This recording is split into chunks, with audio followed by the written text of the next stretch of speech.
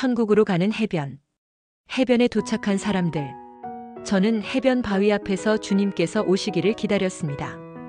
건너편에 주님의 얼굴이 보였습니다. 주님의 모습이 전보다 더 커 보였습니다. 주님은 바다를 건너오시지 않고 대신 건너편에서 제게 손을 내미셨습니다. 제가 손바닥에 올라타자 주님께서 저를 옮기셨습니다. 주님의 손바닥을 타고 건너편 해변에 도착했는데 거기에 주님께서는 안 계셨습니다. 저는 혼자 천국으로 향했습니다. 광장에 도착하니 주님께서는 늘 앉아 계시던 자리에 같은 모습으로 분수대에 앉아 계셨습니다. 주님의 시선은 항상 문 쪽에 고정되어 있습니다. 저는 분수대에서 물을 마시고 주님 곁에 앉았습니다. 주님께서 웃으시며 저에게 손을 내미셨습니다. 제가 주님의 손에 입을 맞췄습니다. 주님의 오른손에 초록 보석 반지가 끼워져 있었습니다. 예전에 주님께서 저에게 주셨던 반지와 같은 것입니다. 주님께서는 실망한 얼굴로 오는 사람이 없구나 라고 말씀하셨습니다. 주님만큼은 아니지만 저도 실망스러웠습니다. 저는 주님 옆에 앉아서 함께 기다렸습니다. 하지만 그 문을 통과해서 들어오는 사람은 없었습니다. 시간이 지루하게 흘러갔습니다. 저는 황금 성 쪽에 천사들이 오고 가는 것과 흰옷 입은 사람들이 왔다 갔다 하는 것을 보았습니다. 주님께서 기다리시는 분수대는 너무나 한산했지만 황금 성 주변은 분주하고 복잡했습니다. 주님과 저는 주님께서 끼고 계신 초록 보석 반지를 들여다보았습니다. 반지의 굵기는 손가락 마디 하나를 채울 만한 굵기였고 화면은 아주 컸습니다. 누군가가 숲길을 걷는 모습이 보였고 잠시 후 그 사람이 해변으로 오는 모습이 보였습니다. 그도 제가 있던 해변에 도착한 것입니다. 저는 그 사람이 얼른 천국으로 와서 생명수를 마시기를 간절히 원했습니다. 그는 나이가 많은 남자로 어깨에는 무거운 짐을 지고 있었습니다. 지팡이를 짚고 있었으나 짐의 무게 때문에 휘청거렸습니다. 짐이 아니라면 더 일찍 해변에 도착했을지도 모릅니다. 그는 모래사장을 걷다가 몇 번이고 넘어졌습니다. 몸은 상처투성이었고 성한 곳이 없었습니다. 저는 큰 짐을 가지고 해변까지 어떻게 왔는지 이해가 되지 않았습니다. 해변까지 오는 숲길은 높은 오르막도 있는 좁고 험한 길이기 때문입니다. 제가 주님을 바라보았습니다. 주님께서도 조용히 안타까운 얼굴로 바라보고 계셨습니다. 그는 넘어지고 다시 일어나는 것을 반복하며 걸었습니다. 잠시도 그 짐을 벗지 않았습니다. 그와 짐은 한 몸인 것 같았습니다. 저는 그 안에 무엇이 들었나 궁금했습니다. 그 짐은 꼭 싸매어 있어서 안에 든 것을 짐작할 수는 없었으나 아주 무거운 것임은 틀림없었습니다. 그가 짐을 옮기는 건지 짐이 그를 옮기는 것인지 모를 정도로 남자는 짐에 매여 있었습니다. 주님께서 그 사람이 어디서부터 출발했는지 보여주셨습니다. 그가 숲길로 출발하는 모습이 보였습니다. 그에게는 짐이 있었습니다. 조그마한 가방입니다. 하지만 숲을 출발하자마자 그는 가방에 여러 가지를 넣었습니다. 돈을 넣기도 하고 쓸모없는 돌도 넣기도 했습니다. 그리고 만난 아이들을 그 짐가방에 넣어서 지고 오기도 했습니다. 길을 가면 갈수록 짐은 더 커졌습니다. 특별히 그는 상당히 오랫동안 책을 주워 넣었는데 책 때문에 그의 짐은 아주 커져버렸습니다. 그리고 잠시 후 그는 자동차도 집어넣었습니다. 경사진 길을 올라갈 때는 모든 방법을 동원하여 가지고 있는 짐을 다 끌어올렸습니다. 제가 주님께 저 사람은 주님도 포기하지 않고 세상도 포기하지 않았습니다. 라고 말씀드렸습니다. 주님께서는 저 사람은 자신의 노력으로 해변까지 왔다라고 말씀하셨습니다. 주님의 반지에 다른 영상이 나왔습니다. 그 사람의 줄 사다리가 보였습니다. 그의 영적인 상태를 보여주는 또 다른 영상입니다. 그는 아래를 내려다보며 줄 사다리를 올라갔습니다. 세상의 미련을 버리지 못하고 올라가기 때문에 다른 사람보다 속도가 아주 느렸습니다. 시간이 다 되어 사다리의 줄이 끊어지려는 것 같아 보이자 그는 급히 오르기 시작했습니다. 반지의 화면이 바뀌고 다시 그가 해변에 있는 모습이 보였습니다. 해변에 오는 것과 줄사다리 오르는 것은 영적인 의미가 동일합니다. 그가 무거운 짐을 지고 바위 있는 곳까지 왔습니다.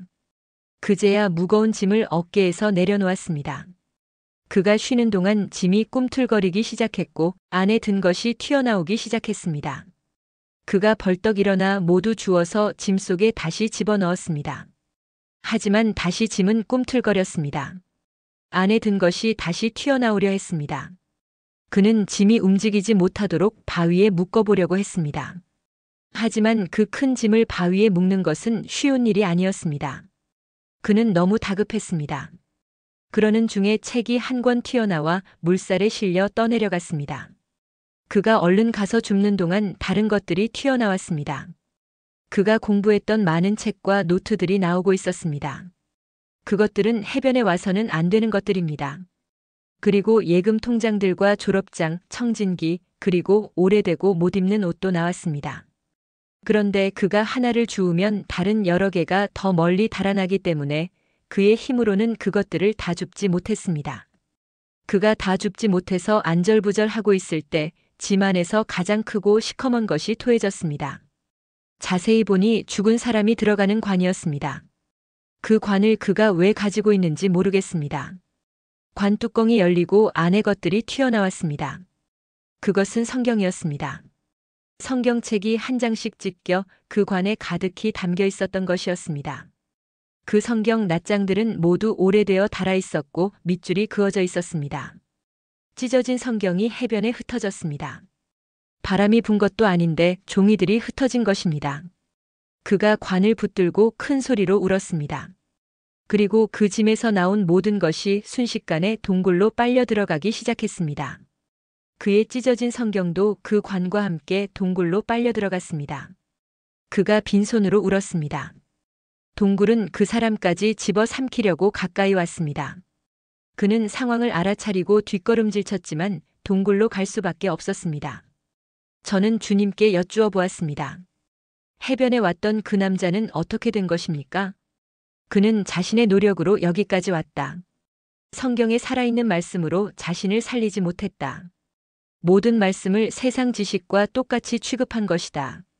그는 날 믿었던 것이 아니라 자신의 지식을 믿었고 말씀보다 자신이 알고 있는 것을 더 믿었다.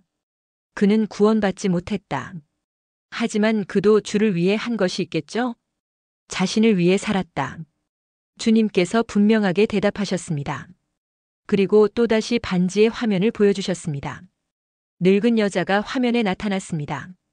그 할머니는 키가 작았고 다리를 약간 절고 있었습니다. 그러나 숲길에서 해변으로 발을 내딛는 순간 흰옷을 입은 젊은 사람으로 변했습니다. 그녀가 가볍게 해변을 뛰었습니다. 그리고 제가 항상 주님을 기다리던 그 바위까지 왔습니다. 그리고 바위 앞에서 물 안에 발을 담갔습니다. 하지만 여자는 천국 쪽을 바라보기보다 다른 곳을 더 많이 궁금해했습니다. 여기저기를 돌아다녔습니다. 해변에 둘러쳐져 있는 흰 벽을 만져보기도 하고 동굴 쪽에도 가보고 바다를 바라볼 수 있도록 만들어진 갑판에도 가보며 해변을 돌아다녔습니다. 그리고 천사들이 왕래하는 하늘 밑에 흰 언덕까지 올라갔습니다. 하지만 그녀는 천사들이 왕래하는 것을 보는 것 같지는 않았습니다. 그녀가 다시 바위까지 왔습니다. 그리고 바위에 올라가서 하늘을 쳐다보았습니다. 저 여자가 보고 있는 것이 무엇일까요? 제가 주님께 여쭈어 보았습니다. 주님께서 여자가 보고 있는 곳을 보여주셨습니다. 천국 쪽을 바라보고 있었으나 여자의 눈에는 천국이 보이질 않았습니다. 단지 수평선만 보일 뿐이었습니다. 그리고 여자는 바위 위에서 졸다가 잠이 들었습니다. 시간이 많이 지났지만 여자는 여전히 해변에 있었습니다. 이상하게도 여자는 바다 위를 오고 가는 유람선을 보지 못했고 물 위를 걸어 천국으로 가는 사람뿐 아니라 지옥 동굴로 가는 사람들도 보지 못했습니다. 여자의 눈이 자세히 보였습니다. 눈동자가 없었습니다. 제가 주님의 얼굴을 쳐다보았습니다. 주님께서 말씀하시기를 그녀는 천국에 오기 힘들겠다. 나보다 세상을 더 보는구나. 라고 말씀하시고 다른 장면을 보여주셨습니다. 그 여자가 숲길을 가고 있었습니다. 그런데 곧바로 가지 않았습니다. 어디로 가야 하는지 모르는 사람처럼 여기저기 다니며 들러보기도 하고 쉬기도 하고 급기야는 길을 잃기도 했습니다. 여자는 느긋하게 숲길을 쉬엄쉬엄 가고 있었습니다. 바쁜 것이 없었습니다. 그래서 다른 사람보다 많이 늦었습니다. 주님께서 말씀하셨습니다. 여자는 오다가 목표 지점을 잃었다. 해변에 도착은 하였지만 무엇을 바라봐야 하는지 모른다. 해변에 있던 여자가 시각장애인처럼 더듬거리고 있을 때 갑자기 동굴이 다가와 여자를 삼켜버렸습니다. 주님께서 다시 반지를 보여주셨습니다. 한 남자가 숲길이 끝나는 곳에서 해변으로 들어서고 있었습니다. 그는 흰 운동복을 입고 운동화를 신고 있었습니다. 오랫동안 달리기를 해서인지 군살이 전혀 없었습니다. 그가 수평선을 바라보며 두 손을 번쩍 들고는 가쁜 숨을 몰아쉬었습니다. 그리고 해변을 걷기 시작하자 체격이 좋은 젊은 사람으로 모습이 변했습니다. 그가 성큼성큼 걸어 바위까지 왔습니다. 그리고 흰 배를 향해 손을 흔들었습니다. 그의 눈에는 배가 보이는 것입니다. 그리고 잠잠히 건너편의 빛을 바라보았습니다. 그러자 갑자기 그의 앞에 바닷길이 열리기 시작했습니다. 그는 주저하지 않고 열린 바닷길을 달렸습니다. 주님께서 벌떡 일어나셨습니다. 온다, 그 사람이 온다. 주님께서 소리치셨습니다. 저도 주님과 같이 그 사람을 맞으러 일어났습니다. 남자가 순식간에 문을 통과해서 광장으로 들어섰습니다. 주님께서는 분수대에 도착한 그의 얼굴에 입을 맞추고 한참 동안 안아주셨습니다. 남자는 주님께 무릎을 꿇고 큰 절을 드렸습니다. 주님께서는 끼고 계시던 반지를 그에게 끼워주시고는 생명수를 마시게 했습니다. 주님은 남자에게 천국을 구경시켜 주시겠다며 황금성으로 저희를 데리고 가셨습니다. 거기는 주님의 서재가 있는 곳이고 많은 천사가 왕래하면서 일하는 곳입니다. 주님은 우리의 손을 잡고 황금성 안의 복도를 지나 잔디 정원으로 향하셨습니다. 주님은 정원에 가서 예배를 드리라고 말씀하셨습니다. 우리는 천국의 많은 사람들과 함께 예배를 드렸습니다. 예배가 끝나고 광장에 긴 식탁이 놓여졌습니다. 주님께서는 주빈 자리에 앉으셨고 주님 양옆에 저희 두 사람은 마주보고 앉았습니다. 주님께서 남자에게 말씀하셨습니다. 내가 너에게 준 반지를 너는 잊지 말고 항상 들여다보아라. 그리고 세상을 잘 분별하라. 남자는 눈물을 흘리며 울기 시작하였습니다. 많은 사람이 있었으나 남자는 아랑곳하지 않고 엎드려 주님의 발등에 입을 맞추고 눈물로 주님의 발등을 적셨습니다. 왜 그렇게 우는 것일까? 저는 그 심정을 대충은 알 것 같았습니다. 주님께서 남자를 일으켜 의자에 앉혀주셨습니다. 식사를 하시면서 주님께서는 식탁의 끝에 앉은 어떤 사람과 대화를 하셨습니다. 주님과 수백 미터나 떨어져 앉아 있는 사람입니다. 마음만 먹으면 그 대화를 들을 수 있습니다. 주님께서 오늘 내가 너에게 몇 가지를 보여줄 것이 있으니 너는 식사를 마치고 나에게 오렴이라고 말씀하셨습니다. 그러자 그 천국에 있는 사람이 네, 알겠습니다. 제가 주님 방에 가겠습니다. 라고 말했습니다. 제가 그 대화를 듣고 있다는 것을 주님께서 아셨는지 저를 보고 웃으시면서 말씀하셨습니다. 그에게 나는 세상을 보여줄 작정이다. 그의 가족들의 상황을 내가 보여줄 거란다. 제가 고개를 끄덕였습니다. 다시 주님께서 말씀하셨습니다. 천국에서 지상을 내려다보는 것이 모두에게 다 허락되진 않는다. 하지만 특별한 사람들은 항상 보기도 하지. 저는 초록 반지를 낀 천국 사람들을 봤습니다. 라고 말씀드렸습니다. 주님께서 주신 반지가 남자의 손가락에서 반짝거렸습니다. 남자는 식사를 하면서도 울었습니다. 주님께서 남자를 다독거려 주셨습니다. 식사를 마치자 주님께서 남자와 저를 데리고 정원 옆길을 걸어 황금성 앞으로 갔습니다. 입구에는 굵은 황금 기둥들이 서 있었습니다. 주님께서 기둥 사이로 남자를 데리고 가셨습니다. 저는 주님과 남자의 뒷모습을 바라보았습니다. 주님께서 그에게 말씀하셨습니다. 이 황금 기둥에 쓰인 것을 자세히 보아라. 남자가 그것을 보더니 울었습니다. 저는 그것이 무엇인지 잘 보이지 않았습니다. 주님께서 몇 가지를 읽어주셨습니다. 기둥에 적혀 있는 내용은 남자가 세상에서 주를 위해 수고한 것들이었습니다.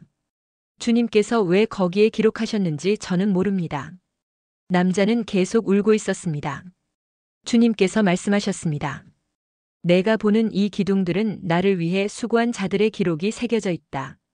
이런 것들이 내 나라를 이루는 기둥이 된단다. 이 기둥에 내 이름이 새겨져 있다. 넌 나를 위한 사역에 최선을 다하고 끝까지 인내하도록 하라. 입구 쪽 기둥 외에도 많은 기둥들이 황금성을 떠받들고 있는 듯 일정한 간격으로 서 있었습니다. 제가 들여다보니 기둥에는 글자들이 빽빽하게 새겨져 있었습니다. 그러나 제가 읽을 수 있는 문자는 아니었습니다. 주님께서는 남자와 저를 문까지 데려다 주셨습니다. 그리고 남자에게 말씀하셨습니다. 내가 너에게 세상을 분별하는 지혜를 주었으니 너는 세상을 분별하고 최선을 다하여 내 사역이 내 나라에 기록되도록 하라. 너를 통하여 내 나라를 이룰 것이다. 라고 말씀을 하셨습니다. 그리고 저를 보고 말씀하시기를 이 남자와 같이 돌아가라고 하셨습니다. 주님의 배웅을 받으며 우리는 천국을 빠져나왔습니다. 해변에 도착하자 바다가 열리기 시작했고 길이 나타났습니다. 우리는 쉽게 바다를 건너와 세상을 향하는 숲길로 나갔습니다. 숲길을 가는 남자의 손가락에는 여전히 반지가 끼워져 있었습니다.